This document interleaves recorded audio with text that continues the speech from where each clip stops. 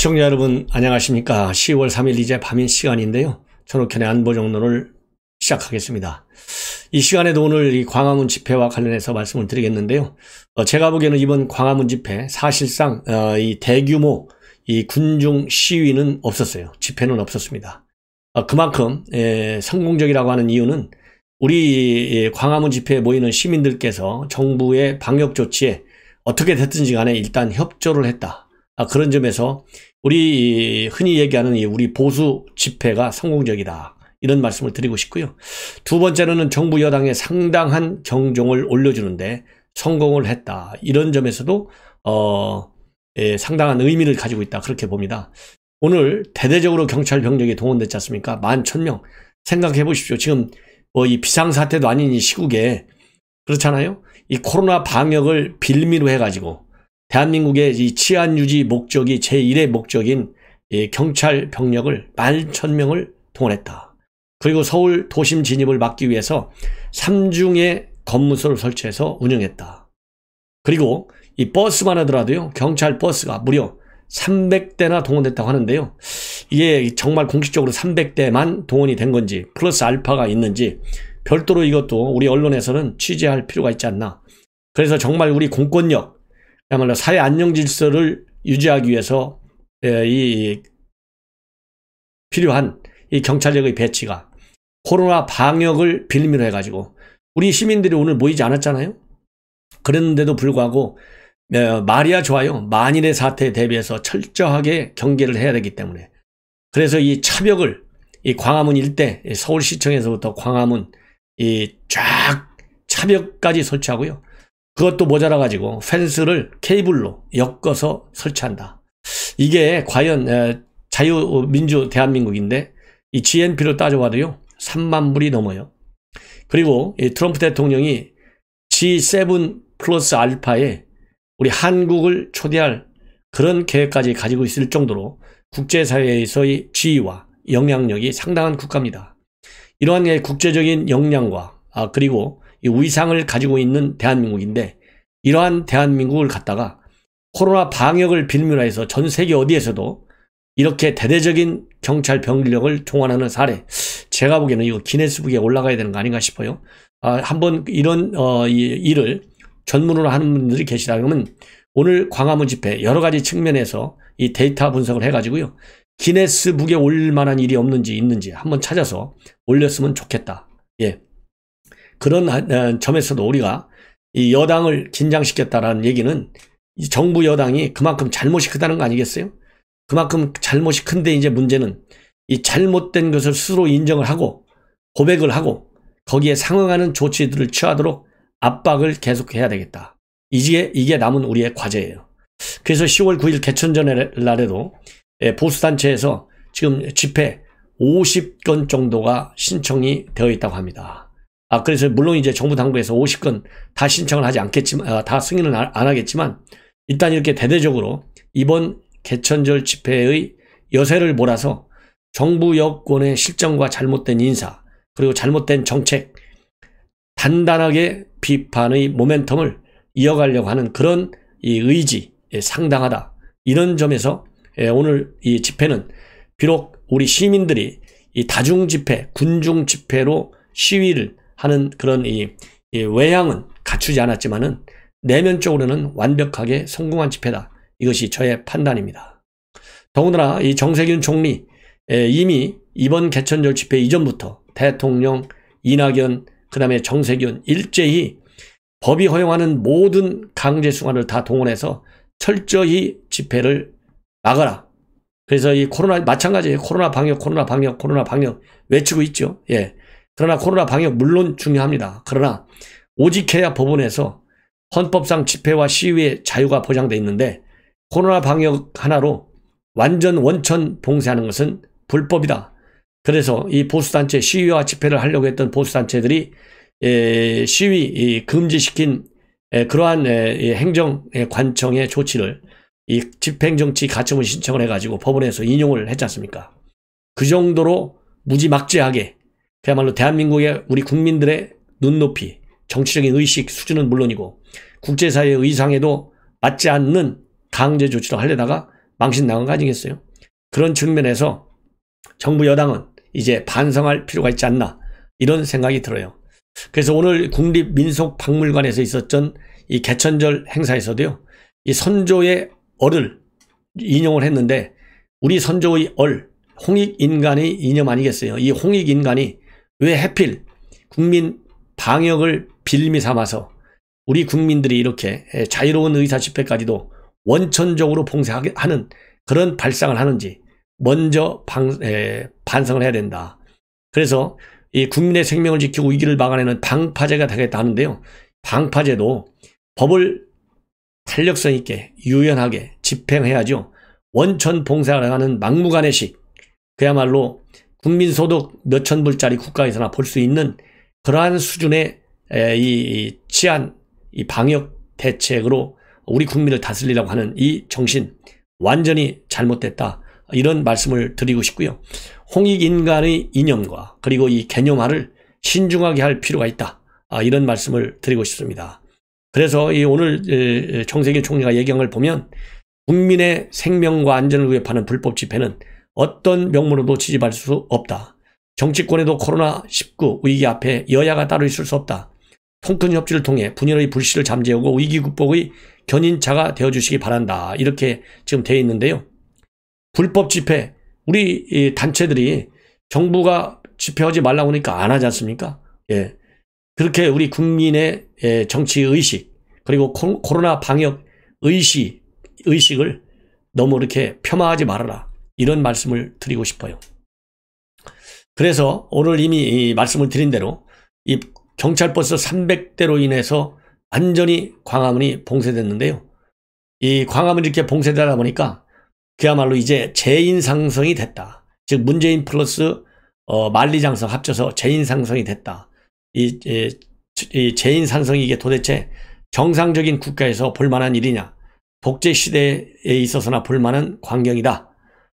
이렇게 해서 지금 야당 측에서 일제히 비판을 했어요. 그래서 유상범 의원, 박수영 의원, 박대출 의원, 배현진 원내대변인까지 나서서 강력히 비판을 하고 있고, 제야에서도 방역을 이유로 한 정부의 과도한 집회 단속을 비판하고 있습니다. 네티즌들도 마찬가지다. 그러다 보니까요, 오늘 이 단체에 이렇게 대단한 오늘 집회와 관련해 가지고 민주당 측에서는 당연히 국민 안정을 지키기 위한 최후의 포로다. 껍데기 민주주의는 가라. 이렇게 국민 안전을 지키기 위한 최후의 포로다. 민주당에서는 그렇게 애옹하고 나섰어요. 오늘 집회를. 그렇지만 국민의힘 야당 측에서는 껍데기 민주주의는 가라. 그러면서 이 과잉 대응에 신중을 기해야 한다. 이렇게 입장을 밝혔습니다. 그래서 배현진 원내대변인 논평을 보면요. 지난 대선 때 광화문 집무실 공약했잖아요. 문재인 대통령이. 그래서 소통의 광장으로 만들겠다 그랬는데, 도대체 문재인 정부의 광화문, 바로 그곳에 경찰버스 차벽으로 가로막힌 독재의 그림자가 섬뜩하게 드리웠다. 문재인 정부는 대단히 잘못됐다. 그리고 경찰관의 불신 검문은 그야말로 범죄를 의심해 든 사람들한테 하는 불신 검문인데, 대명천지에 광화문 내거리에서 불신 검문이 있다는 거, 이게 도대체 상상이나 할 수 있는 일이냐. 그래서 북한과 추미애 장관 논란에는 한없이 관대한 문재인 정부가 10월 3일 유독 광화문을 지나는 시민들에게는 위협적인 공권력을 들이댔다.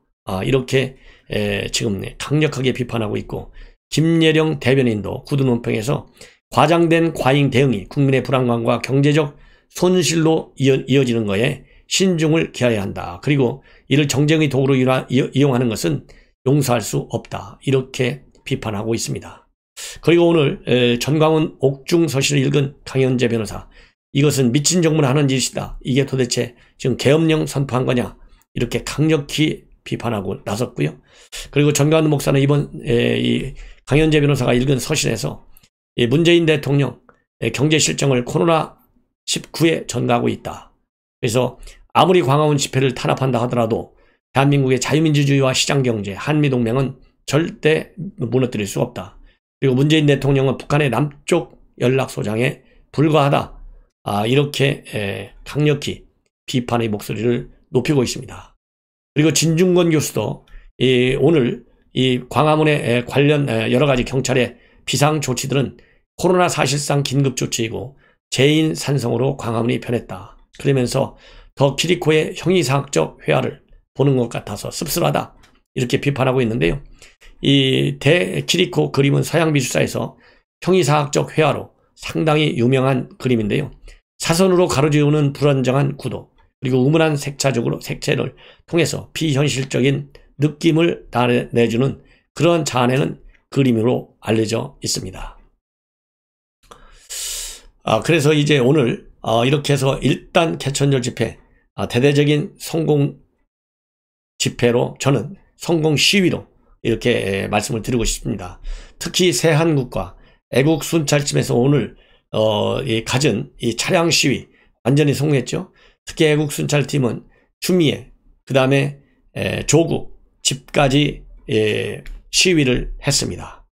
이 조국 집과 그 다음에 추미애 집까지, 집 앞에서까지 시위하고 기자회견을 한 것은 문재인 정권이 반드시 무겁게 민심의 흐름으로 받아줘야만 하는 것이 당위성을 가진 조치인데 과연 그럴까 싶습니다. 그래서 앞으로 계속해서 추미애가 내려올 때까지, 그리고 조국에 대한 재판이 공정하게 이루어질 때까지 계속된 우리 애국 시민들의 압박이 이루어져야 되겠다, 이런 말씀을 드립니다.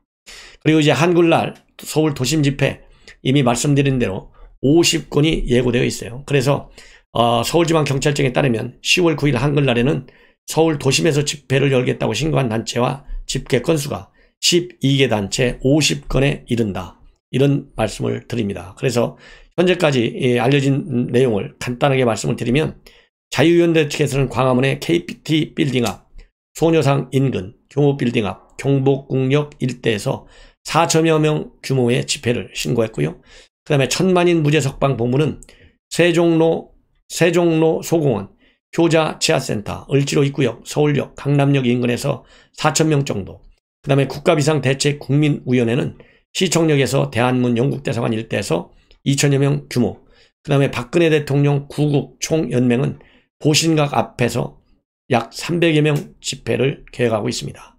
그리고 두 건의 개인명의 집회도 있는데요.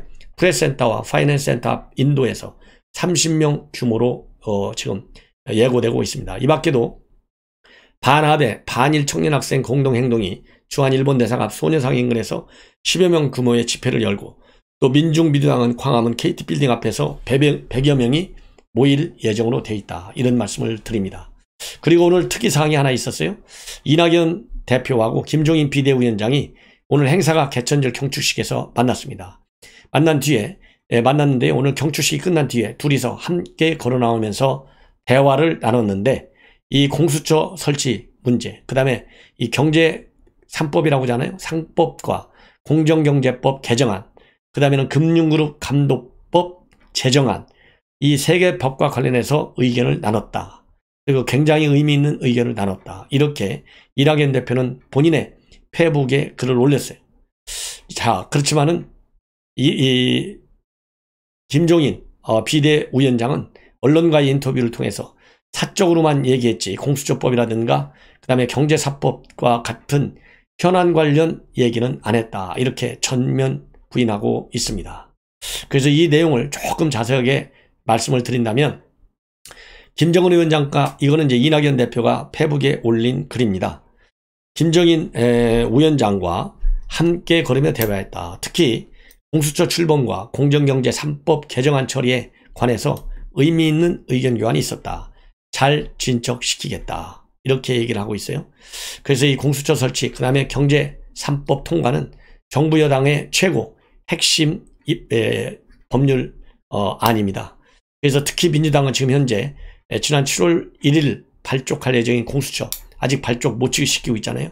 문재인 대통령이 여러 차례에 걸쳐서 조속히 설치해라, 이렇게 강력히 지시를 한 사항이에요. 그리고 경제 3법도 마찬가지입니다.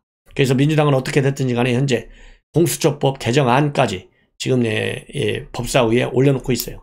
이 공수처법, 공수처 이 발족이 늦어지는 이유는 야당이 공수처장 추천위원 2명을 추천하게 돼 있는데 이 2명을 추천을 안 하고 있어요. 그러니까 지금 공수처 발족이 안 되는 겁니다. 그래서 지금 여당에서 개정안은 야당과 여당이 각각 2명씩 추천하게 돼 있는 것을 국회가 4명을 추천만 하면 되는 걸로 바꿔놨어요. 그러니까 지금 국민의힘이 만약에 추천을 안 하면 다른 야당을 끼워서 그냥 국회라는 이름하에 4명만 추천하면 되니까 무조건하고 공수처장을 임명 강행하겠다는 얘기 아니겠어요? 그래서 지금 야당이 지금 강력 반대하고 있는 상황인데 이 정도로 지금 공수처에 목이 매달려 있어요. 그리고 이 참고적으로 이 공수처법을 그래서 그렇게 개정하려고 그러니까 이 김종인 비대위원장은 국민의힘 목으로 남아있는 2명 곧 추천하겠다 이렇게 입장을 밝혀서 여당이 이렇게 더 나쁜 공수처법 개정안을 통과시키려는데 정면으로 반발하고 있습니다. 그리고 경제 3법과 관련해서는 이미 이 경제계 재계에서 강력히 반대하고 있고 손경식 경총회장이 최근에 김종인 비대위원장을 만나서 강력 반대했지만은 김종인 비대위원장의 생각은 이 경제 3법 바꾸지 않고서는 청년층 2030 세대들이 절대 오지 않는다. 지나치게 그 가진 부자 정당이라는 이미지를 탈색시킬 수 없다. 그래서 김종인 비대위원장은 반드시 통과시키는데 힘을 합치겠다. 이렇게 입장을 표명한 바 있어요. 그래서 제가 보기에는요, 김종인 위원장이 이 언론 인터뷰를 통해서 사적인 이야기만 했고 공수처나 경제 3법 이야기 안 했다. 이렇게 얘기하는 것은 제가 보기에는 이거 둘 중에 한 사람은 거짓말하는 것 같은데요.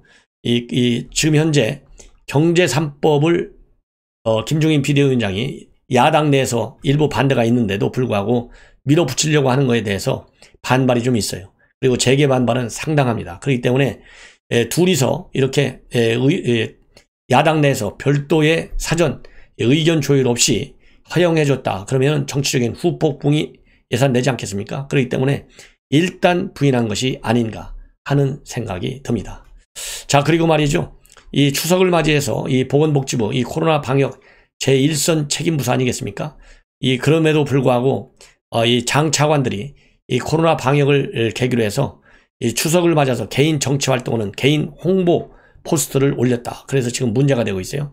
이 국민 세금을 통해서 만든 이 포스터인데 이걸 왜 이 보건복지부 장 차관들이 자기네들의 엄청난 실적인 것처럼 이렇게 홍보에 활용하느냐. 그래서 지금 반발이 제기되고 있습니다.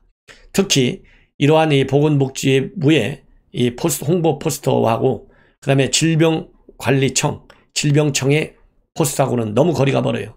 이 질병청의 포스터는 실질적으로 이 코로나 방역과 관련된 이 포스터를 올리고 있어요. 그런 점에서 굉장히 이 차이가 크다. 그러다 보니까 질병청은 그야말로 제대로 자기 기능에 맞는 홍보를 하고 있는데 이 보건복지부에는 장차관들이 개인 홍보하는 거냐, 국민 세금 가지고 이런 비난이 일고 있다. 이런 말씀을 이런 보도가 지금 나오고 있다. 그리고 이 국민의힘에 있는 박완수 의원이 조사한 바에 따르면 문재인 정부 산하에 부실위원회가 무려 30곳이나 되고 세금을 무려 4억 6천만 원이나 낭비했다. 그래서 최근 1년간의 회의 실적 부실하고 방만하게 운영됐다. 이런 지적이 제기되고 있습니다. 이런 지적은 행안부로부터 제출받은 현 정부 출범 후 새롭게 구성된 54개 의원의 운영 실적 자료에 따라서 분석한 건데요.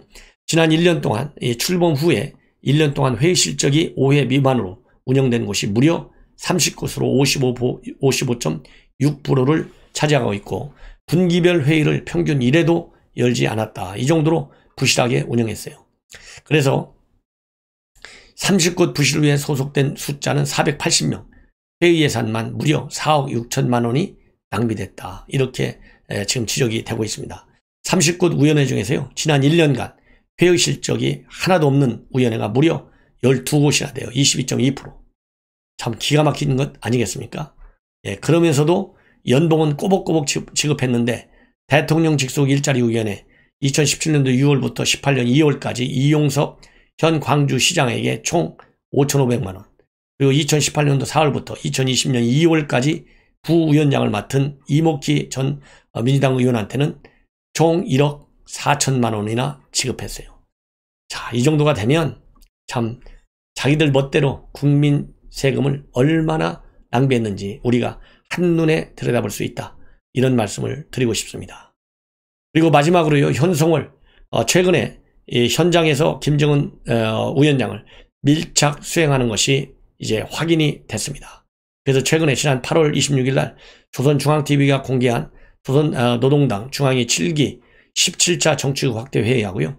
7기 5차 정무회의 영상을 보면 도어맨 역할을 확실하게 하고 있다. 그래서 최용해, 박봉주, 그 다음에 이런 분들, 그 다음에 김덕군, 리병철 이런 사람들을 회의할 때마다 제대로 쫙 안내하는 걸 보니까 이 선전선동부의 부부장 이상의 권력을 가진 것으로 추정이 되고 있다. 이런 보도가 나오고 있습니다.